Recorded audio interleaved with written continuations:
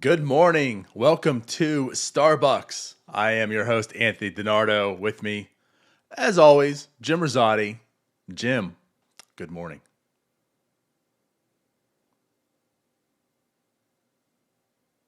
Happy Wednesday. Happy 1 week. I got to bring this up because I didn't really know this about you this whole time. I started to learn a little bit that you have obviously, you collect cards. Holy hell, do you collect cards? I had no idea how intense this was with you. You invited me. I said happy anniversary because a week ago, I guess the something was released.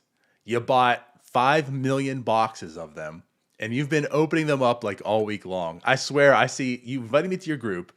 Every 15 minutes, I get a notification. Jim Rosati has gone live, and there's a new box. There's a brand new box still there.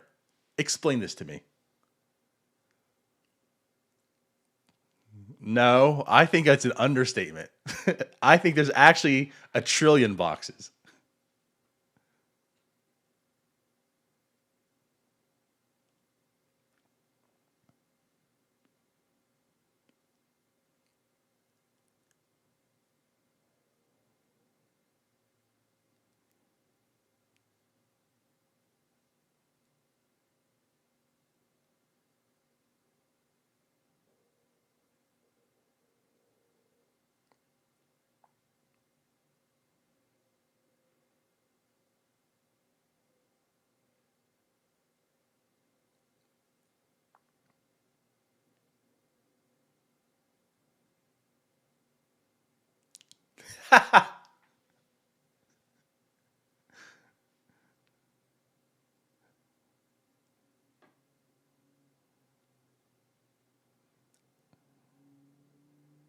So, and as I've told you before, I've been out of this game for a long, long time. I went on a friend Cody Coleman's show. He does a he's been trying to get into card stuff too. I was on his first show, and we just kind of discussed and talked about it. I brought all my old early '90s baseball, mid '90s basketball cards. We just talked about 'em a little bit, and I haven't done anything as far as collecting cards since then. So I'm completely out of the game. Don't know anything, right? And as I mentioned, you and I talked a little bit about this. You invited me to the group. When you told me, when I mentioned, I was like, oh, you go live because I had no idea you did. Like, oh, yeah, I do. I stream. I go in my break room. I swear to God, I didn't know what you meant by break room. I thought you were talking about at work, you go into your break room. And I was like, oh, that's kind of cool. Hey, why not? I got 15 minutes to go here. No, no, you have a break room. So,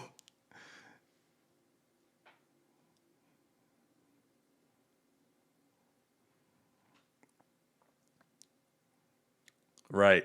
So why don't you tell us some of your, if you don't mind, some of your nice breaks, I guess, if you may.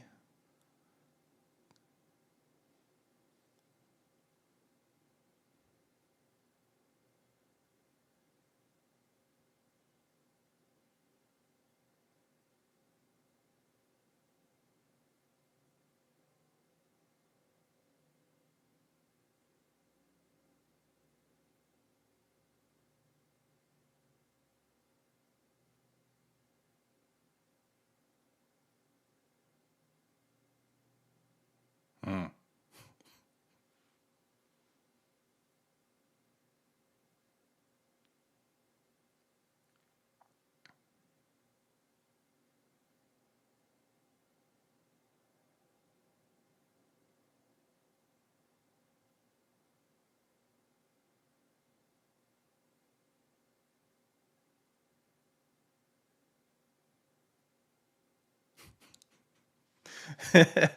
Yeah.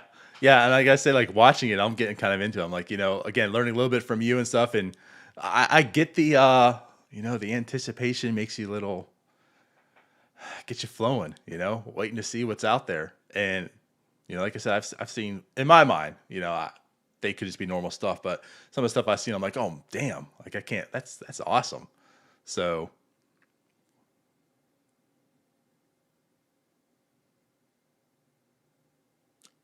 oh, yeah. Wow. I saw the one of one. I didn't even know those things like existed. That was crazy.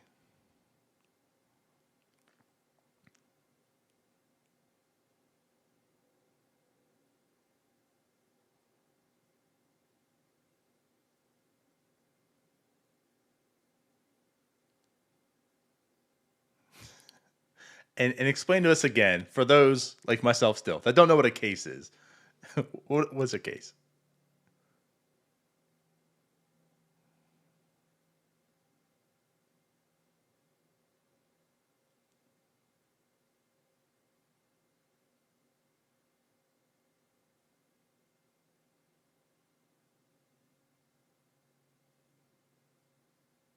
Nice.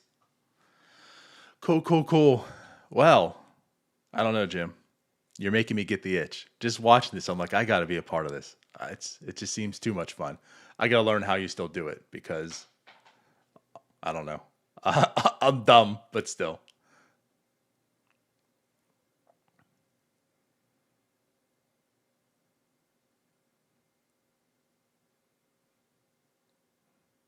Yeah.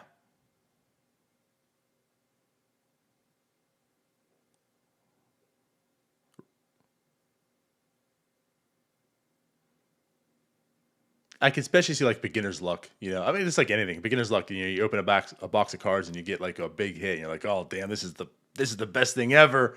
I'm gonna throw $1,000 into this every month now.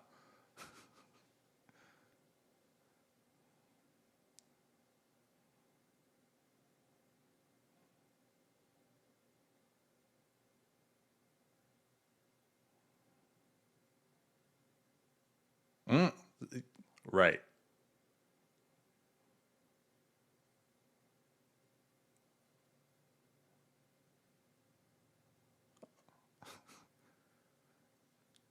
Right. And that's literally what I'm imagining myself. Like I would be that person. I'm like, oh, this is sweet. Like I just have to invest this couple $100 to get $1,500. I'm gonna keep doing this, and then like a year from now, I'm completely broke, divorced, and right. There you go. Well, not anymore. I sold that. Right, right. So yeah, it does seem fun though.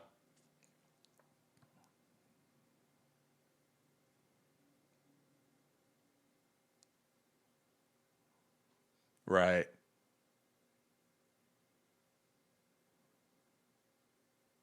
Yeah. Cool, cool. Well, now that we talked about the fun stuff, let's get into the, disappointing stuff. The Pittsburgh Pirates. Their winter meetings have come and gone. Now, I mean, obviously, much like everyone else's winter meetings, unless you're the Rangers and White Sox, it seems. Um, I mean, again, I think both of us kind of anticipated it was going to be a slow, drawn out winter meetings and offseason as well. The Pirates didn't do much, but if we can take anything, I guess there were some rumors. I guess Musgrove and Adam Frazier were heavily involved in talks. We did learn, Mackey did go ahead and post it, and we did learn, yes, the Yankees did check in. It seems more or less. It wasn't so much like there was a trade evident, or coming. It was more like a checking in on stuff. But they checked in on Josh Bell, which I guess we can understand, but also Jamison Tyone. Now that was kind of intriguing to me, especially the Yankees of all teams, right? So Jamison Tyone apparently has been checked in and discussed. I'm kind of shocked anyone would be even willing to talk and discuss him after a second Tommy John, and still without seeing him, pitch competitively. So that surprised me. So I guess I want to come to your point.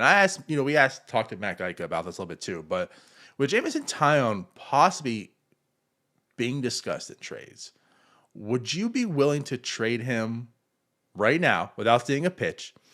Kind of almost take what you can get for him, or are you saying, no, no, no, hold up, we're going to go ahead and put him out there. We know he's got value. We know he's going to return, and risk the unknown and potentially him not being able to pitch again and get nothing in return.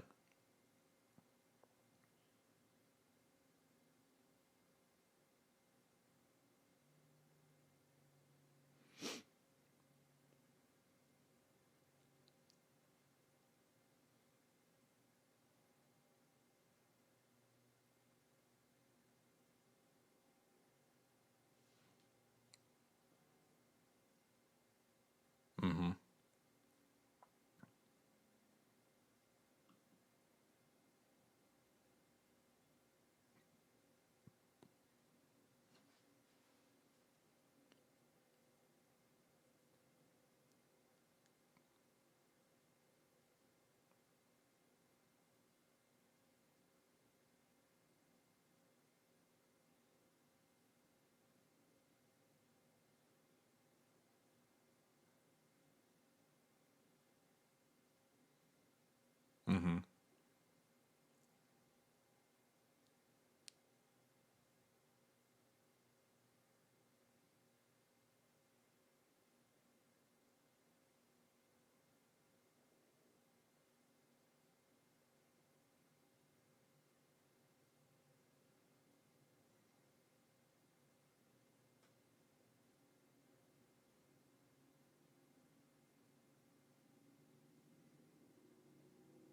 Understand.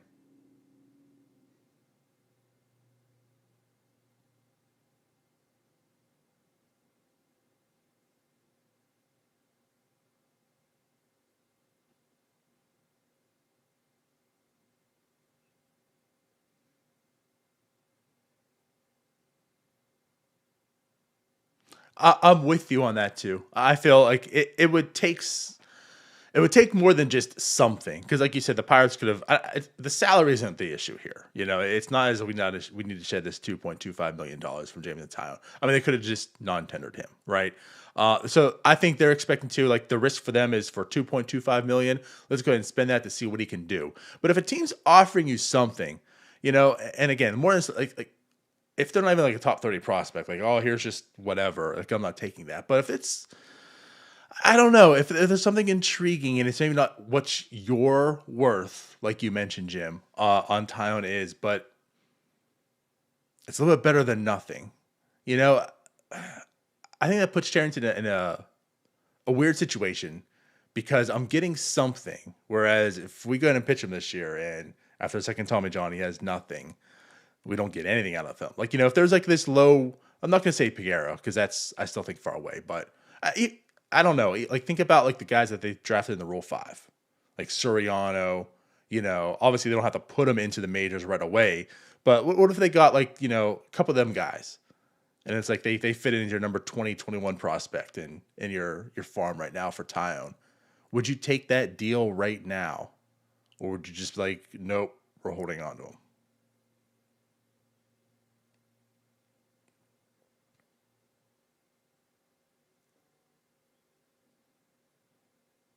Mm-hmm.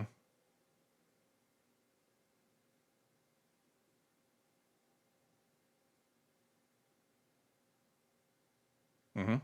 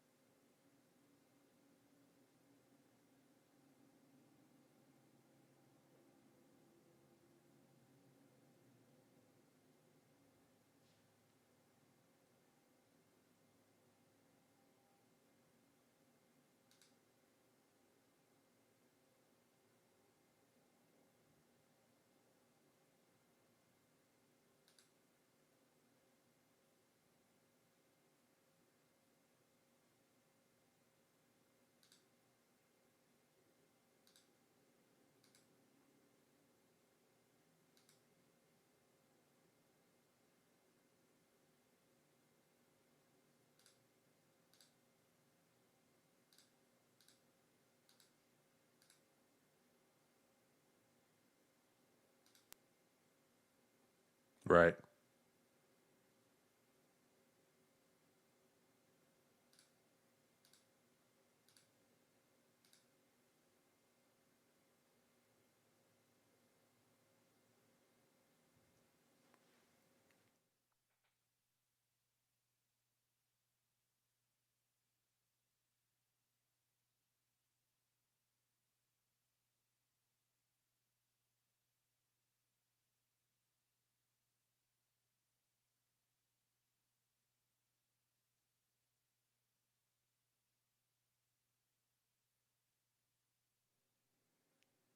Understand. I'm gonna hold off on this right now.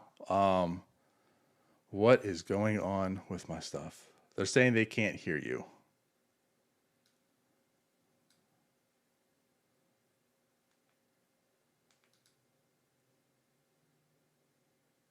Seriously, what is going on? This pisses me off to no end. I'm gonna hold off on this right now. Yeah, I just went on the stream and All right. Well, I guess if anyone is listening, give me 1 second here.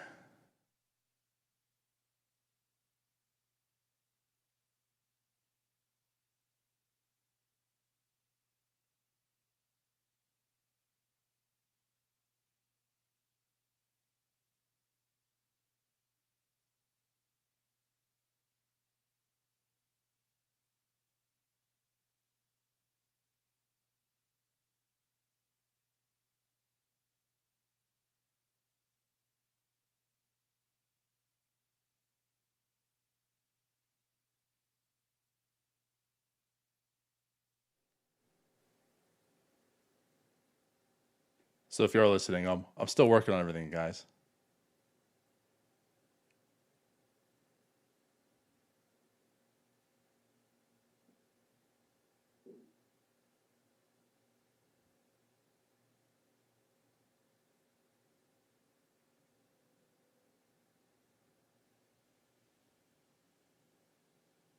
So if you're listening,